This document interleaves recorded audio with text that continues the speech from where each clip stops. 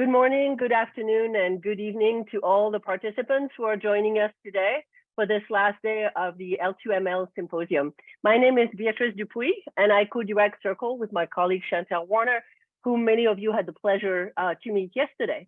I hope that you have enjoyed the amazing and thought-provoking work that colleagues have shared with us in their presentations and plenaries. But before I introduce our third and final plenary speaker, Dr. Anna Oskoz, let me remind you or let you know if you were not able to join us yesterday that our plenaries are conducted as webinars, and as such, you will not be able to be on camera or speak. We will use the chat and Q&A functions in Whova to communicate. Please use the chat function to say hello, to tell us where you're joining us from, and get in touch with the organizing team if you're running into technical difficulties. If you have questions for our plenary speaker, please use the Q&A function and we will get to these after our speaker ends her talk. So with housekeeping taken care of, I would like to introduce today's plenary speaker, Dr. Anna Oskoz. Anna is professor in the Department of Modern Languages, Linguistics, and Intercultural Communication at the University of Maryland, Baltimore County. In her research, she examines the potential of social digital tools to contribute to learners' L2 writing and L2 intercultural communicative competence. When she focuses on L2 writing, she has examined collaborative and individual writing using social tools, digital literacies, multimodal feedback, and the use of multimodal text such as digital stories, blogs, etc., from cognitive and sociocultural perspectives. She has published in a wide range of journals, such as the Journal of Second Language Writing, Foreign Language Annals, Technology, Language Learning and Technology, and Calico Journal. She's also co-edited and co-authored several books, so Technologies Across Writing Context and Task with her colleagues Greg Kessler and Edoya Elola, and Understanding Attitude in Intercultural Virtual Communication with Margarita Vinagre, and Digital L2 Writing Literacies with Edoya Edola. She's also the co-editor of the Calico Journal. So today in her talk entitled Second Language Digital Literacies in a Multilingual, Multimodal World, she will be considering how instructors can integrate multilingual and multimodal practices in their classrooms. So join me in virtual clapping to welcome Dr. Anna Oskoz, and remember to use the Q&A to ask questions that emerge as you listen to our talk. Well, thank you very much for the introduction, Dr. Dupuis. And also thank you, Dr. Warner, for inviting me to participate in the Second Language Multimodal Literacy Symposium. I also would like to thank Kate McCabe for all the grace that she has extended to me through all this period, getting me ready for the talk. It is an honor to be invited to share my work and my thoughts about second language digital literacies in a multilingual, multimodal world, and how we apply it to the second language classroom.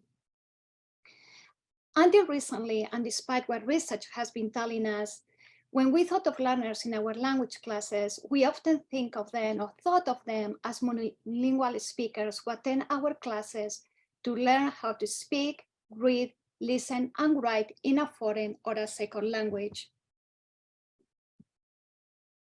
And here I'm going to use both terms, foreign language and second language, indistinguishable, to refer to the same thing. We have taught such classes based on the idea that our learners are attending as just to learn another language, and in many cases, often replicating the same experience, even though we are using technology, replicating the same experience that we have been using with the pen and paper.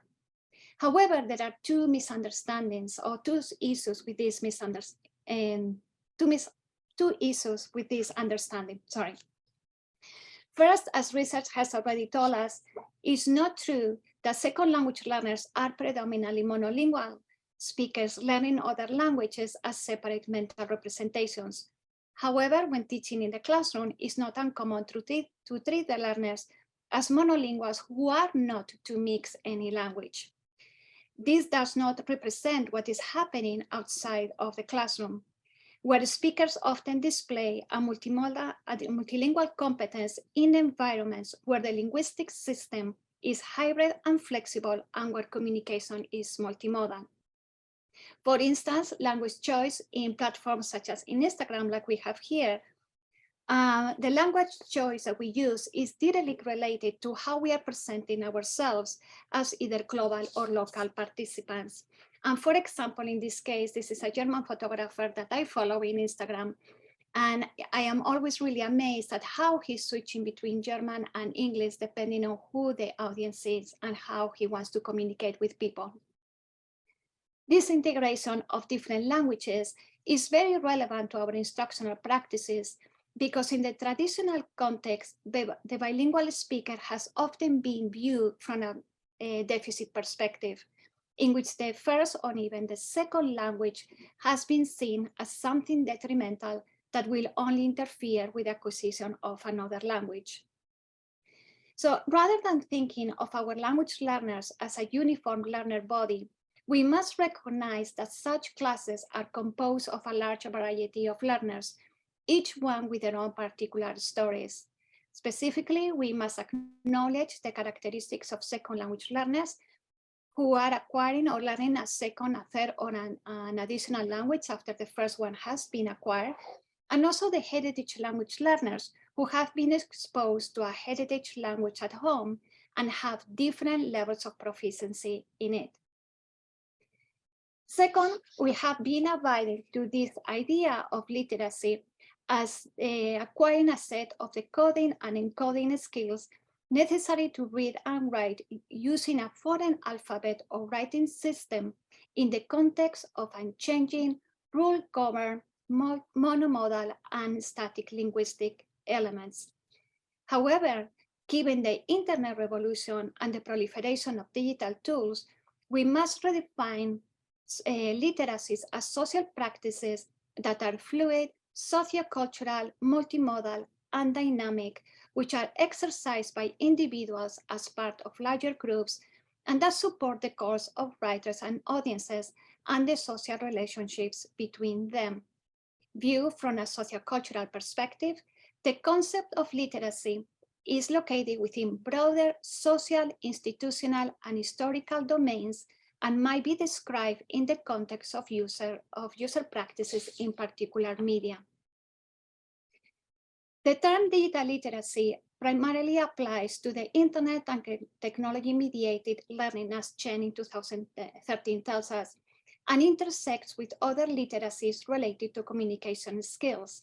For example, we have computer literacy, which is the competence to use and make use of technology, information literacy, which is the ability to find and evaluate information, media literacy, which is the critical awareness of media representations and ideological purposes. And we know nowadays how important it is to learn both information and media literacy. We need to know how to find and evaluate information that we find online. And we need to be aware of what is the meaning behind those media representations that we find. Digital literacy, therefore, is much more than just using a technology and the skill of using technology. It relates, as Bowden in 2008 tells us, to the ideas and mindsets with which particular skills and competencies operate, and reflects the practitioner's agency in the myriad of social practices and conceptions of engaging in meaning making via digital codification. It involves the development of a particular way of thinking, that is, developing digital literacies in the second classroom, implies learning not only how to use a tool for a specific instructional goal, but also how to become active users of the technology in everyday life. Therefore, the constant integration of new media, digital, and tools in our lives, together with increasing uses of our languages that we have, has increased the presence and use of multilingual and multimodal text. This means that much of our instructional practices in the heritage and second language classroom, which have conformed to a monolinguistic view of language education, are becoming obsolete in the multilingual, multicultural, and multimodal world in which our language learners, which are often avid digital users, function. Our heritage second language learners are faced with the need to express, negotiate, and interpret intended meanings in communication modes, such as oral and visual modes, which are not often considered in the heritage of the second language classroom. Therefore, the question that we encounter is how we develop our learners' literacy in a way that it also reflects the linguistic richness that exists in multicultural communities and the multimodal text in which they engage.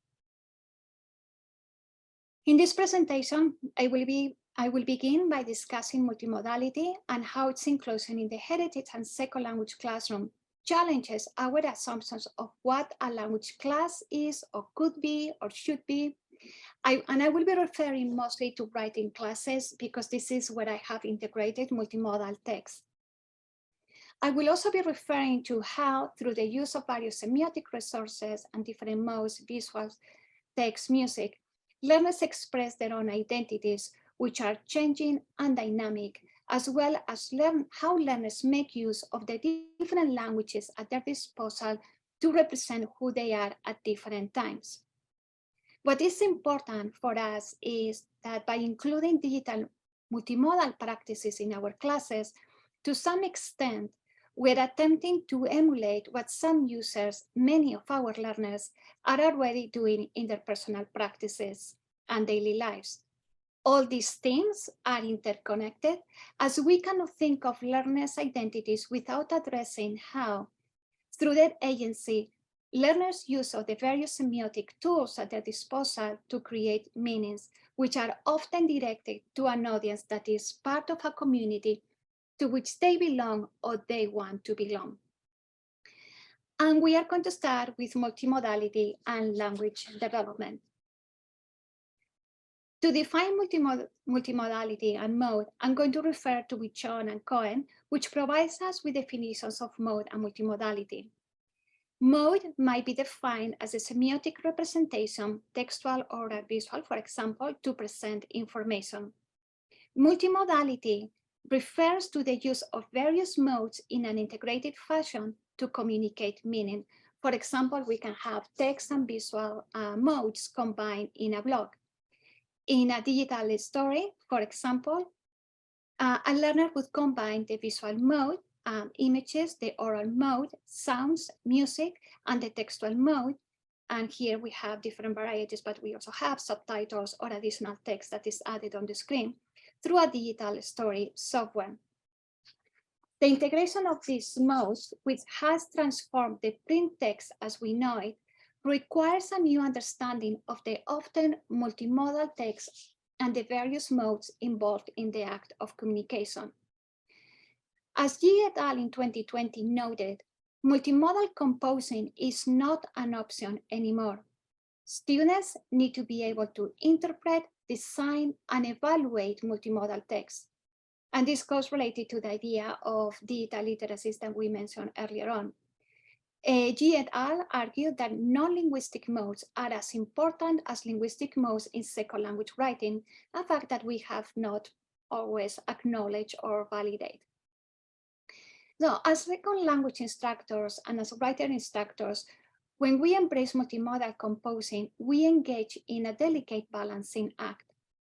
On one hand, when composing multimodal text in the heritage and second language classroom, we know the affordances of multimodal composing that include both linguistic and non-linguistic modes. At the same time, as language instructors, we have a little bit of a conflict because as language instructors, even though we know the need to develop our students' multimodal communicative contents, we do not want to overlook the importance of development of the language. In discussions of multimodal text, these texts are referred to as multimodal ensembles that are orchestrated intentionally using different modes to achieve the desired effects of the authors. These modes have different affordances and can carry different meanings in different ways. This means that when developing a multimodal text or multimodal ensembles, learners should become active designers that must rearrange the meanings in different ways, multimodal ensemble in different ways. In the creation, writers or composers understand, what is important is that in this creation, writers or composers understand not only the meaning of each mode, but also the effects that the presence of the absence of different modes or one mode has in the multimodal text and how it will be perceived by the reader. The multimodal text, the construction of the multimodal text takes place through the process of synesthetic semiosis, which occurs in two forms. We have a transformation, which are the actions that reorder and reposition semiotic resources within a particular mode. And then we have transduction, which is the reorganization of semiotic resources across modes. For example, when developing a digital story, transformation is the process of reconstructing the syntax or structural complexity of sentences from a narrative written story into a digital story script. Transduction, on the other hand, involves converting written narration, might involve converting written narration in the digital story into spoken language and incorporating images, music, and sound. As young as Nelson tells us in 2006, neither transformation nor transduction are easy concepts to grasp by the learner. A key way to work with these processes, which are not easy, is for learners and for instructors to become fully aware of the particular affordances of every available tool and mode. So in this case, we have, this is coming from Makeda 2020, in which Makeda was asking the students to write about an experience with regarding their family. So we are going to see how the student went from this paragraph to something much more shorter in the process of transformation. And I'm going to translate this part, is my translation. As I grew up, I learned more about the fear that my family faced daily. It seemed that the uniform my father wore changed with the seasons. One day, instead of his blue janitor outfit tied to his belly, I found him wearing a dirty yellow t-shirt. He was so sweat and smelling. So he went from writing this paragraph to just deciding to keep only one sentence to express the meaning. At the same time, when he included the images, he was able to demonstrate the 4 seasons by including 4 images, and he was able to demonstrate how the father was changing the outfit by having men with different clothing. Perhaps because of the perceived emphasis that we might place in the non-linguistic modes, we have seen a perceived detriment of the linguistic mode, and therefore the multimodal text has received some critiques. Liman-Polio and Manchon mentioned that multimodal tasks might distract the learners from the goals of developing the language competence, that we might not be looking at the language per se. And there is a concern about whether multimodality can facilitate language development. However, there are studies that do demonstrate that the multimodal task can help with it. In our study in 2014, we saw linguistic improvement when the students were completing a digital story.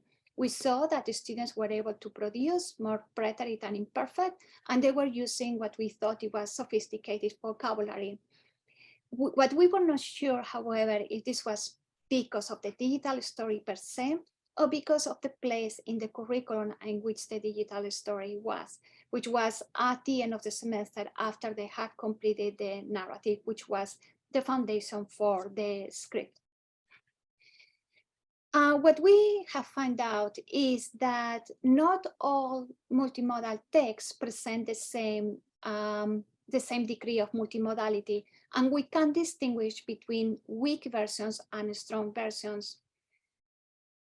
Strong versions are those in which both the linguistic and the non-linguistic modes are needed to create the communication. Those are the cases of the infographics, in which we need both the text and the image to make meaning, to make sense of the document. If we have one or the other, it doesn't make any sense. We need to have both combined. In the digital story, we are working with different modes to make sense or to create a story. Weak versions, however, are those in which the non-linguistic modes, such as images in this Wikipedia entry, serve a supporting role for the language. And we also see that in blog posts. And in these cases, we could have, for example, in the Wikipedia entry, we could just have the text, but the visuals does help to give a little bit more of context. So according to the score, the weak versions are more likely to facilitate second language development than strong versions because we are having more modes. We cannot conclude whether the multimodal tasks help with language development, and there is more research that has to be conducted in this respect. When we are making use of linguistic and non-linguistic modes, we are doing that for a reason. We want to communicate a meaning.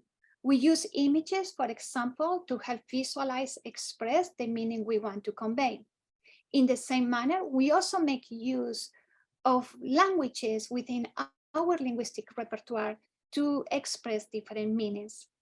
That is, when we and our learners are working with multimodal text or multimodal ensembles, along with a combination of linguistic and non-linguistic modes, we also make use of the language available to us to present ourselves to the community, to develop relationships with the members of this community, and to present ourselves as personas that reflect our identity.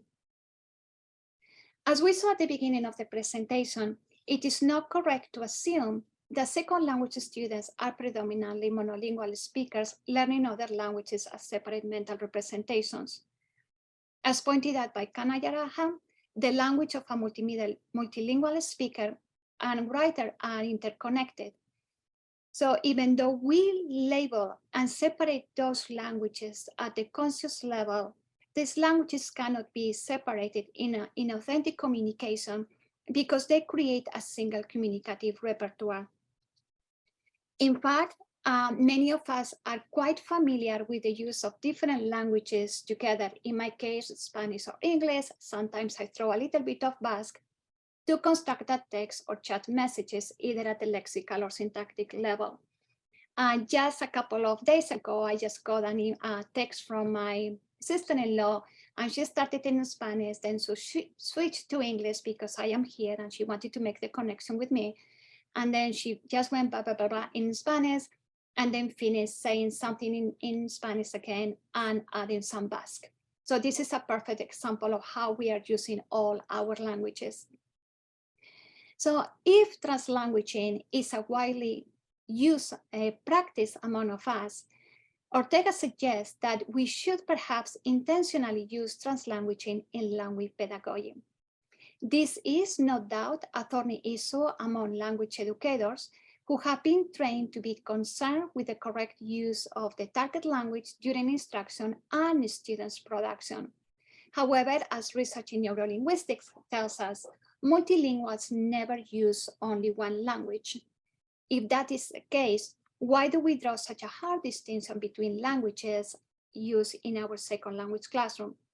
In fact, we need to be aware, as in the case of my sister-in-law writing me a WhatsApp, that we use different languages to connect with our community and to represent our identity at different points. It has been frequently noted that in the digital context, second language learners use their own voice and develop their own identities. Or as Norton puts it, how a person develops their relationship to the world, how the relationship is constructed across time and space, and how the person understands possibilities for the future. From this point of view, learning to speak a language is a social phenomenon rather than a cognitive phenomenon, one motivated by the desire and ability to increase our range of existing identity as we explore other worlds. From a social perspective of learning, language learning and identity construction are mutually constituted, given that second language learning is seen as positioning oneself within a larger context, because learning entails a process of becoming. Rather than being static, identity is constantly renegotiated, and identity construction is a dynamic and discursive process in the sense that individuals continuously engage in presenting, representing, and performing who they are in relation to others. This way of looking at identity implies that we are continuously co-constructing and negotiating our identities within certain limits, and will present ourselves differently in different settings.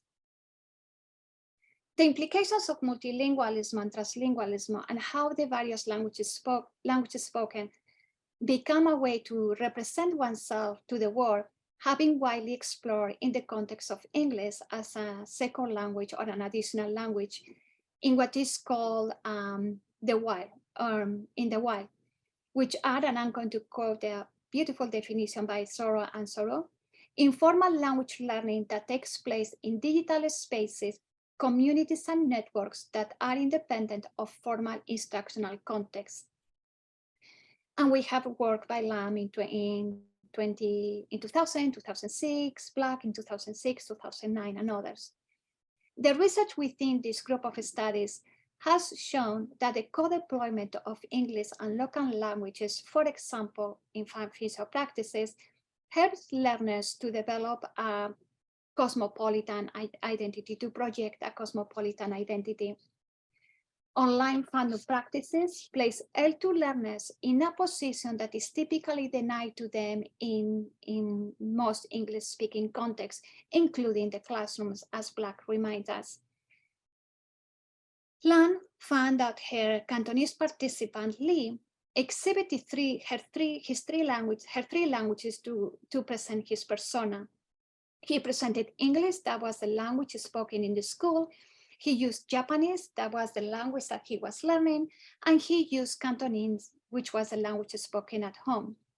His use of the different languages, as well as his knowledge of technical skills and content of anime, positioned him not in the lowly space of the language learner, but rather as an English affiliate and a user affiliated with an anime youth culture that is global and borderless.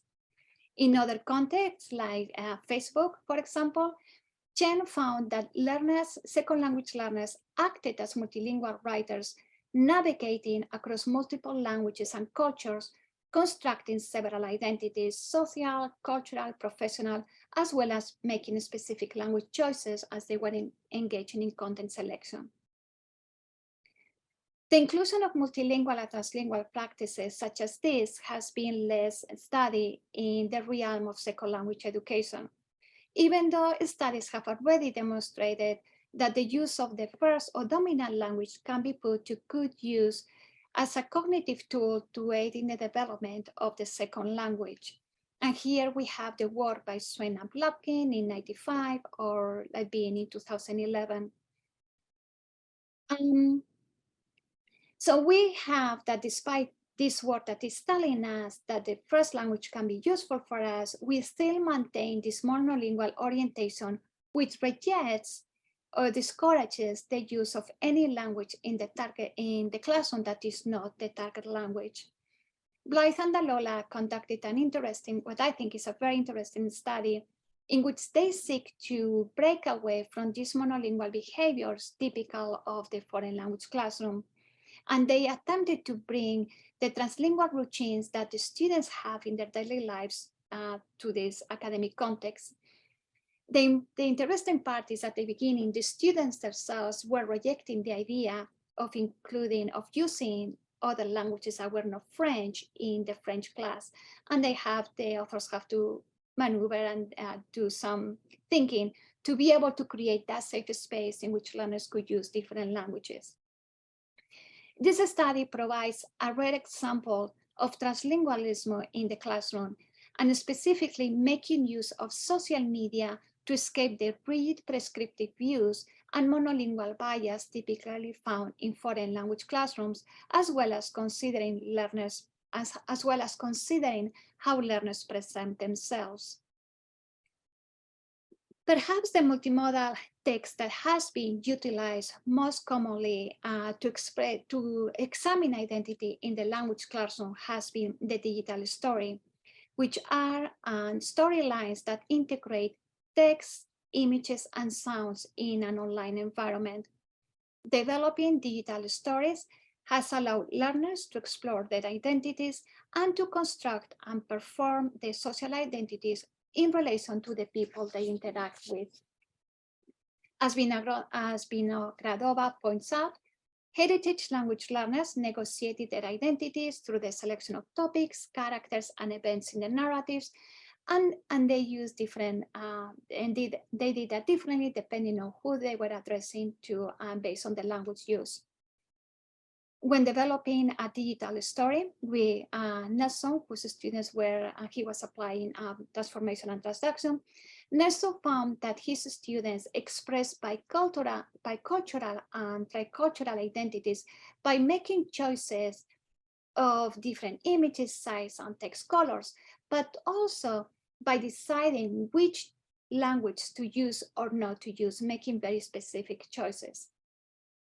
Focusing on English as a foreign language in Spain, Garcia Pastor found that her learners presented multiple, split, fluid, and clashing natures, presented clashing nature of identities, as each one was moving from being a learner of English to becoming an intercultural speaker.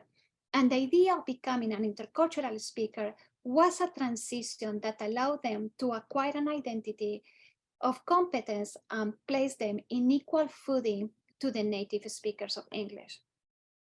So overall, we see that we can see how our students are developing their identity and how that identity is changing both in academic context and in non-academic context in the wild. So what is relevant for us is to see that our learners are making active choices when they are using the different modes and they are representing themselves or they are creating a multimodal task. Following Lotherington and Ronda and Kern also in 2021, it's important to note that digital users can become learners who are active in their own learning and that they can obtain an agency that is not always possible in the analog classroom. Learners have the possibility of obtain, they have a wealth of resources on the internet that they can use, and that makes them non-dependent of what the instructor is doing in class. These resources go from online dictionaries to images that they can get to websites and everything that we can find. In this environment, learners create what Cummins et al. Describe as student-produced multimodal text that represent expressions of identity, the projection of identity into new social spheres, and the recreation of identity as a result of feedback and from and dialogue with multiple audiences. And this is particularly important for those learners who are coming from marginalized groups. Now, this is not to say that learners' agency is as often as claimed, and this is something that Kern in 2021 reminds us. And returning to the idea of digital literacy previously mentioned, as John suggests in 2019, education about digital literacy should engage in students, in our learners, critically evaluating how technologies work, how to be reflective about what material is getting to them, so they can work with that technology instead of being worked on by the technology. As we all know, when we do a search in a website, I'm going to give you my example. I'm looking for tickets to go away.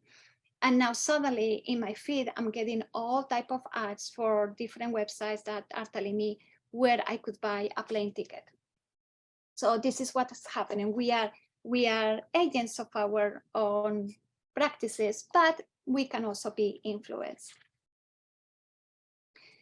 Now, a central question that we have is how do we take into account all these components that we have discussed here, multimodality, language development, language use, identity, agency in our heritage and second language classroom.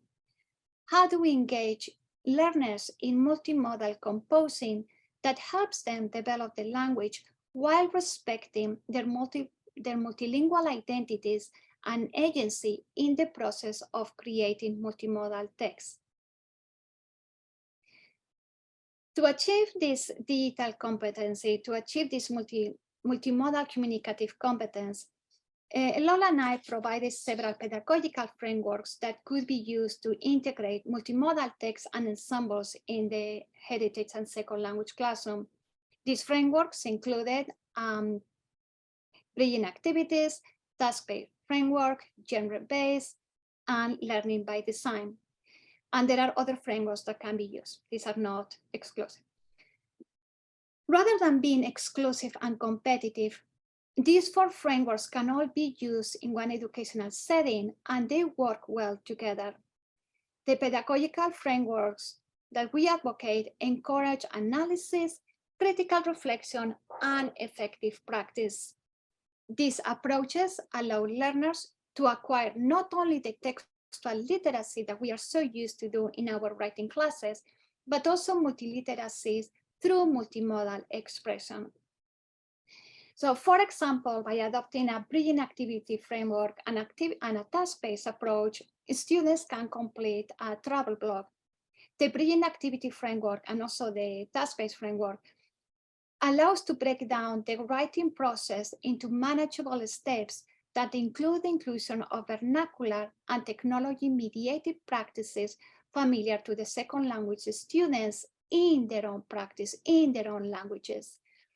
By examining practices that are already familiar to the students in their L1, instructors can help students develop critical awareness, metalinguistic and analytical skills, and personal agency and relevance. As I said before, the task-based approach also helps to break down the process into manageable steps that guide the students in the integration of different media in which the diverse semiotic resources interact while using and remixing the sources that they have found, for example, in this case on the internet or in the personal life.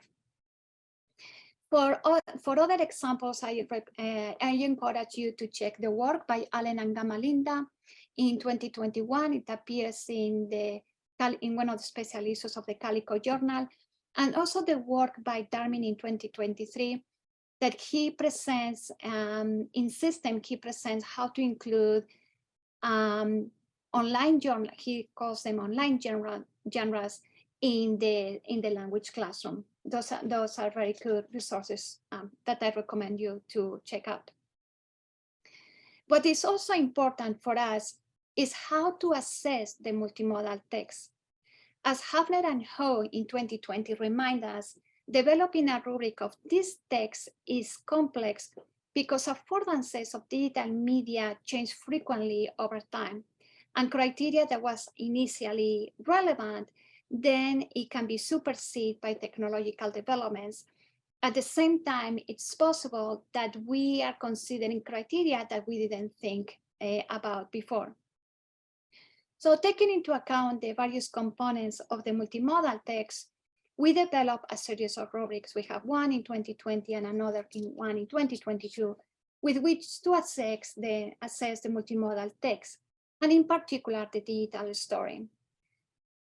In our case, with each iteration of the rubric, we become aware of various criteria that we had not included in the past and that we believe reflects what is happening in the development of multimodal text, which encompasses multimodal elements as well as identity and translingual aspects of our learners' experiences. Our last iteration that starts here takes into account the audience to which the multimodal text or multimodal ensemble is directed toward, as well as the various semiotic resources, taking into account the textual, visual, and oral modes. We noted that because we are language instructors at core, and this is something that we want our students to learn how to write in Spanish, and we are interested in language development, we are providing a space in our rubric to grammar and vocabulary. In line with the idea of learning the characteristics of the genre, we also focus on the characteristics of the digital story genre, ensuring that learners present a rhetorical question and use transitions as needed to convey the desired meaning.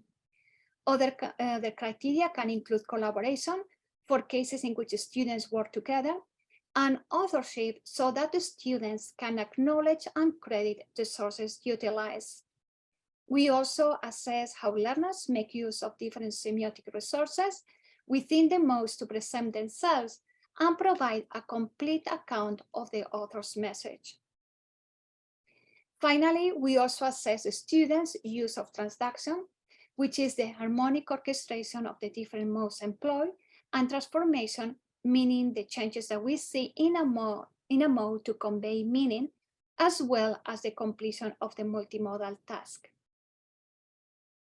With this rubric, we attempt to address the challenges involved in assessing this type of multimodal creations. This is an important issue because we are including this type of assignments in the classroom. However, as Hafner and Ho remind us in 2020, while many national curriculum documents are exhorting language and literacy educators to develop the digital literacies of our students, high-stake examinations have tended to neglect the integration of these texts when it's time to examine the students. This is leading to a negative washback, with teachers often undervaluing digital literacies by viewing them as an optional add-on.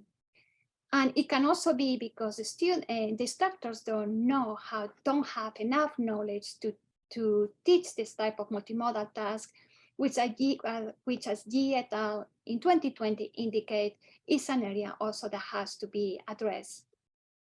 We are hoping that by providing these different pedagogical frameworks for the inclusion of multimodal text, and by providing a rubric that take into account the various elements that we have observed that are taking place when our learners develop a multimodal text, we can help the inclusion of these multimodal examples in the heritage and second language classroom in a meaningful manner. Now, the question is, what's next? What are we going to do? What do we need to do in terms of research that is informing us as practitioners to include the multimodal text in our classes? The concern of to what extent multimodality aids in language development still exists. There is a need for more empirical evidence so that multimodal tasks can be designed and implemented with a clear understanding of how they allow students to notice linguistic forms and structures, thereby leading to more effective language development. There is also a need to learn about the multimodal composing processes and practice in which our heritage and second language learners engage when developing a multimodal text. As our learners continue this work, we want to know about the effect, for example, the language proficiency and digital tools, and here I'm following G et al. We want to know the effect that language proficiency and tools have on composing this multimodal text. And as our learners continue working with multimodal, but also traditional texts, which are mostly language-based texts, it would be interesting to become familiar and to learn how the learners approach these different texts, these different genres too. There is also a need to examine how our multilingual learners position themselves in academic and non-academic spaces when they are developing this multimodal text, whether it is a digital story, whether they are working on social networks, or whether they are participating in any digital space that they have at their disposal. And we know there are more and more spaces in which our learners engage. Examining their use of different modes together with their translanguaging practices might give us insights of how users develop their multilingual identity. From a pedagogical perspective, and here I'm going to follow again G. Dal, we need to develop an instructional context that has the potential to improve the linguistic and non-linguistic quality of multimodal text.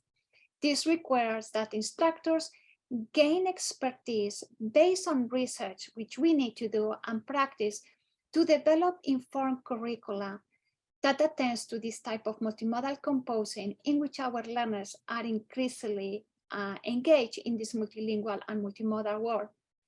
Having explicit knowledge of what transformation and transaction are, and having the knowledge about the affordances that the different semiotic resources within each mode bring to the text will result in instruction that will help our learners make the most of the multimodal ensemble, the multimodal text. And I would like to finish with some thoughts that I still think that are relevant for us. And is that we are living in an exciting, inspiring, and dynamic time in which to change how we view our second language writing curricula. And as we continue our own digital multimodal journeys with and for our students, we need to continue navigating the uncharted or unfamiliar waters, which are always changing, by the way, of the digital world, to promote our students' learning in compelling, thoughtful, and creative ways to empower their voices, considering their identities, linguistic repertoires, and cultural varieties. And thank you very much. And you have the references in the RQ code.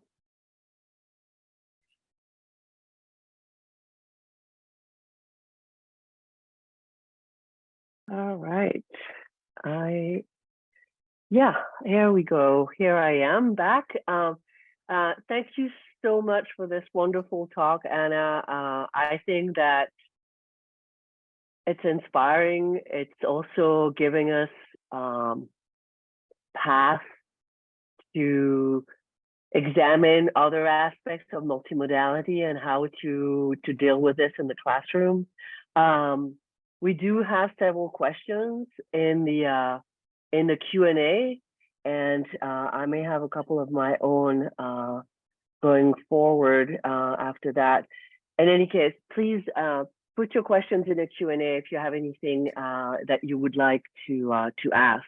So the first question was about, the first question is, can multimodality help scaffold students' engagement in the classroom? I think that when we are including multimodality, we need to, the first thing that we have to know is the purpose, the reason why we want to include a multimodal task, a multimodal text in the class. And everything that we do in the classroom is related to our pedagogical purpose and what we want to achieve. So if there is a good reason, if there is a good end goal for the activity, it will help engage the students. But if it's seen as, let's do something fun, it might engage them for a while, but then we are going to lose them. So every time that we want to include a multimodal task, we need to know why. Now, it doesn't always know, and I'm going to be myself, when I started to use the digital story, I saw the potential, but I was not exactly clear how it was going to work. And it was by including the digital story in my classroom and seeing what different possibilities I had that I finally realized that it was a very good tool to use to develop the students' writing. It was not my first reaction. My first reaction as a language teacher that I also are, and I was teaching at that time lower level courses, I thought, oh, I cannot include this for writing because my students don't have enough knowledge at that point. But then so I was doing it for cultural purposes. But then I realized that using a task-based approach, I realized that if I broke it down into manageable steps, I could do it. Because I had a very clear goal of what the students wanted to do at the end, I was able to create a system that kept them engaged all the time. And I was including feedback in the class, feedback with the partners, they were fixing, but it was all very connected. And multimodality was one component. There were more things. So I would say it really depends on the purpose of why you are using the multimodal text for. Great, thank you. Yeah, somebody else, and I think you alluded to this a little bit in your talk. Somebody is asking, in terms of teaching methodology, which methods or techniques can contribute to the creation of a safe space for multimodal, multilingual learning? I think that the four frameworks that were provided, all of them help to create that safe space, because all of them include analysis of the use of the multimodal text, and it also includes, in the case of the bridging activities framework, they are actually looking at what is happening in the first language to analyze how it is being used. We are also taking into account how the language is used in those frameworks. So all of them give you space for reflection and for analysis to create that environment in which students can find that they can express how they feel towards the assignment and towards, not towards assignment, but how they are feeling in the development of the multimodal text. The use of the different languages, the use of how they are using that in their own practices. Yeah, I'm going to jump to question number 4 because it's kind of related more or less to this last question in terms of thinking about translingualism and translanguaging in the classroom. And someone is asking, I wonder how practical translanguaging is in a classroom where there's more than one first language spoken by students who come from different sociocultural linguistic backgrounds. I just met a native English teacher trainer from the US, and she was saying that it is not possible for her to use her students' first languages as there are too many of them. And she discouraged us to do it as well. I think it depends on the context. And I think it also depends on what task you are using. So for example, you can be using a multimodal task where you are including different languages when, for example, and I'm going to give the example that I presented, and I don't know if this happened or not, but this particular student that was talking about his family and how his father was changing clothes every day, it might be that at some point it might be useful for the student to use his first language. So when other students are talking about, they are presenting a digital story in which they are talking about their own experiences, they might want to bring their own languages to the multimodal task. And there is a purpose for using the different languages. It's not that we are saying, hey, use the languages all the time and don't use the language that you want to teach. But it's a way for the student to express their identity and to value the languages and the identities of those students. It's like sometimes we take our students, and I have done this, they come to my students, to my class, and they are just my students, and I don't care about what's going on outside of the class. But everybody has a story. Like we said, everybody has a particular story, whether we are learning a second, a third, or a fourth language, or whether we are heritage speakers. We all have our own story. And it would be a matter of, do we want to use those languages to express that story? Mm-hmm. So going back to question 3, not quite sure, but we'll see.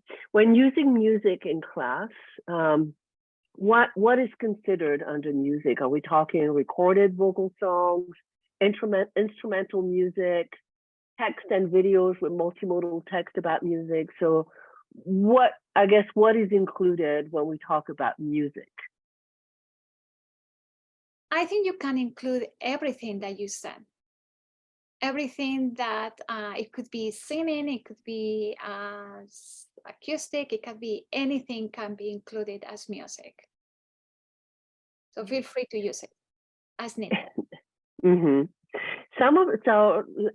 Question 5 asks, some of the talks in the symposium have highlighted different forms of multimodality, including those less familiar. What are some of your thoughts on the potential roles of different forms of multimodality in the pedagogical model that you are discussing in your talk? I would like to know a little bit more about the different multimodalities that the person who have asked the question is talking about. Well, maybe the person who asked the question might want to expand on it if possible. Yeah.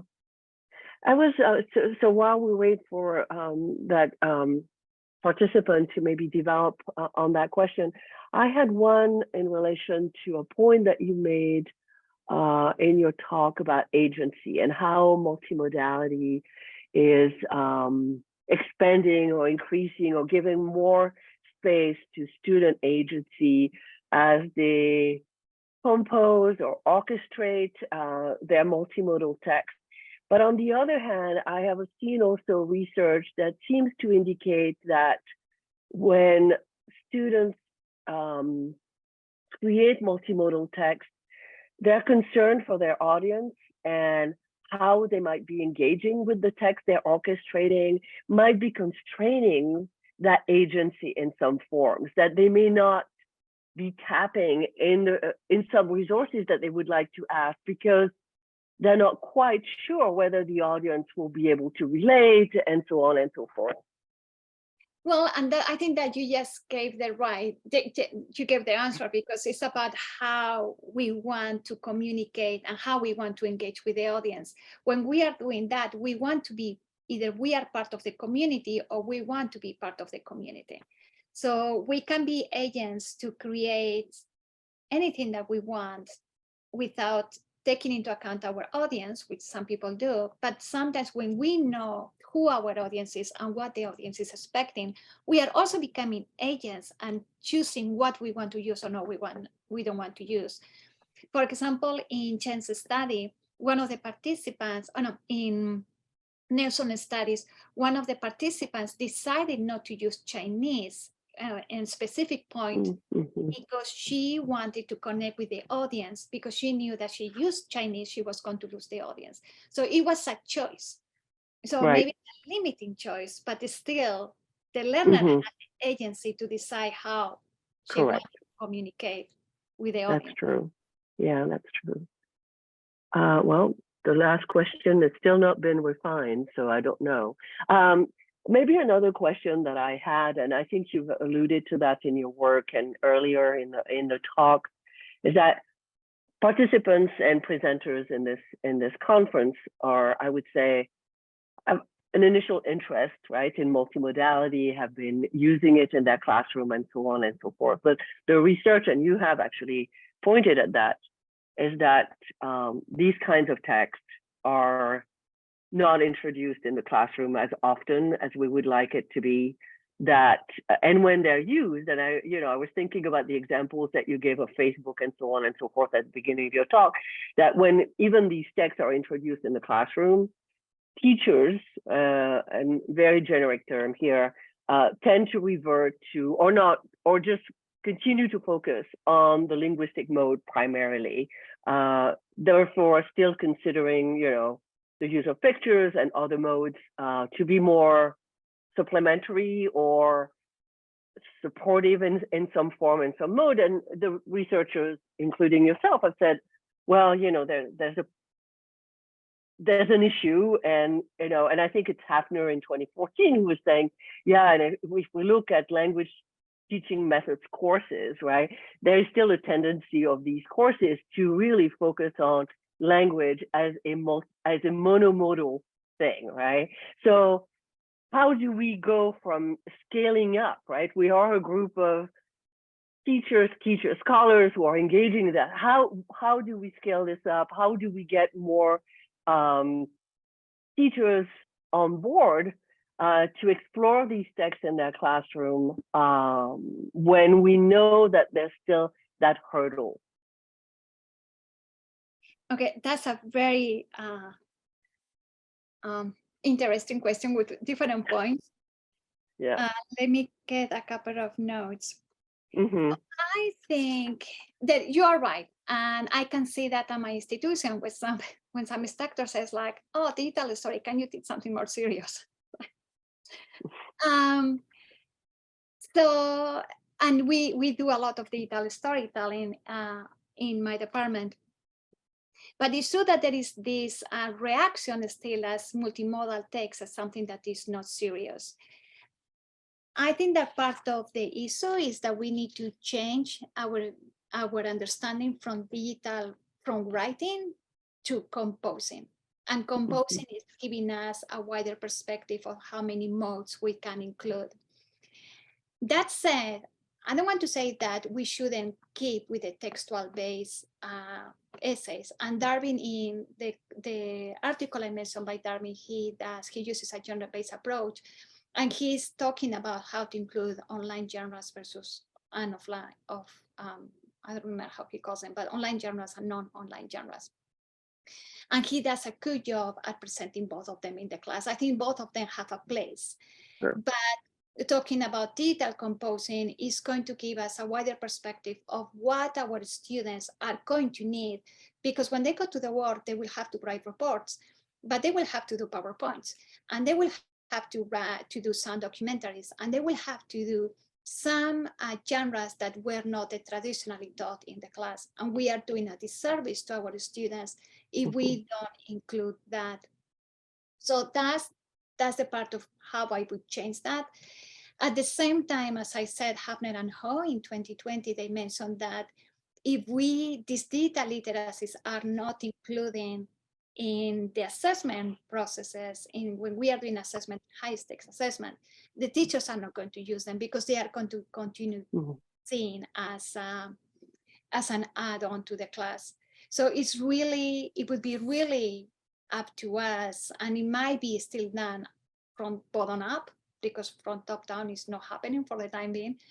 It would be from us to start to include that more in the curriculum, have a conversation with our colleagues. Well, what type of skills and what type of genres, what type of text our students need to know when they are going later on to their lives. And I don't want to make it very utilitarian. It's not that we are our students just to get a job, but it's a skill, and it's also a way of evaluating the content that they are receiving.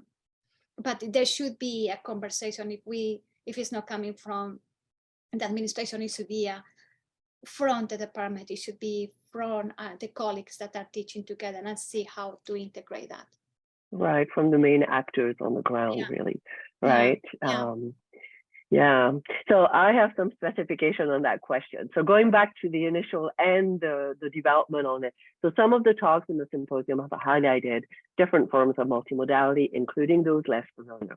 What are some of your thoughts on the potential role of different forms of modality in the pedagogical models you're discussing? And then the person says different modalities such as music and movement, gesture, spatiality. The visual tends to be most accessible for many classrooms.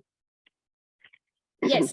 So I am going to admit the modes that I have used most have been oral, textual, and visual. And I am the person who needs to explore how to include other modes in the classroom. So my answer is going to be, I need to explore that. I might explore that with the person who has asked the question, but this is, in fact, Idoia, Lola, and I are thinking of, we need to look at all these modes, how do we include them in our multimodal task? And this is an assignment that we have for this summer, to think of what we could be doing, what other modes are there that we have not explored, that are part, like the gestural mode. Like when we are using the digital story and we are adding the, how do you call it? When you go from one scene to the transitions, that would be the gestural mode, or when, or the equivalent. Or so how do we analyze that? And how is that helping with the meaning of the story? Which is something that we have not looked at. So yes, that's a very interesting question, a very good question that we need to explore. And this is something that, to my knowledge, there is no research, or there is not much research about this. Yeah, and that's really interesting. It just kind of, as you were discussing or responding to this question, it reminded me sometimes also it's letting students tap into what they might be doing outside the classroom, but also their other majors. And I do remember that I had in one class a dance major. And one thing that we were doing in class is like taking a concept and exploring it differently than beyond the written word. And she chose to dance it and film it. So maybe sometimes it's also, I've seen this in different things, and the students will bring their majors. A lot of our students in language courses don't necessarily, are not usually language majors. They tend to be in other fields. And I've seen them kind of reflecting on bringing their field and what modes might be more useful in that field, or genres that may be more connected to their field, and bringing this in the classroom, language classroom, to explore some ideas and notions. Yeah. I've had conversation with students in public health, for example, who will say, well, infographic and posters or scientific posters make more sense to me, or, you know, that kind of thing. So. And that's a challenge. And that's a challenge for us as language instructors, and mainly as language writing instructors, that are so focused on the text, on the textual mode. And it's like, we cannot get out of it. So every time that we do something different, or that we are adding a different mode, it's a shock. It's a shock for me. I was like, how do we do that? How do we integrate that? And again, because we are interested in language development. At the end of the day, I want my students to use all the modes, but I want them to learn to use the textual mode. I want them to advance the language. Yeah.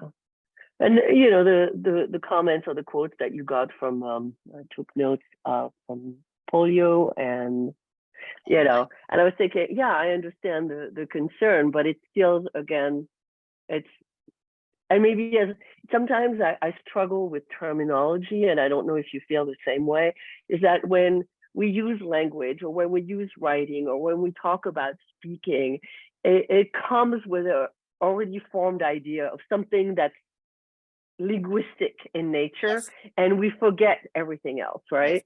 Yes. And I think that's what happens to us as language instructors. Something that they are saying, Lee and Polio and Manchon are also saying, is that perhaps the writing activities of the multimodal tasks that might help to language development, but still we focus on the language per se. So I don't know, this is something that definitely has to be investigated, and we need to do much more research. There is a whole area that we can explore. And agree, and in some respect, yeah, by having conversations with language teachers, language researchers, but also bringing students in that conversation, because they do also bring certain ideas, right, about what language learning is, and how do they feel about the introduction of these genres that they deal with outside the classroom, but not necessarily in the academic context, right?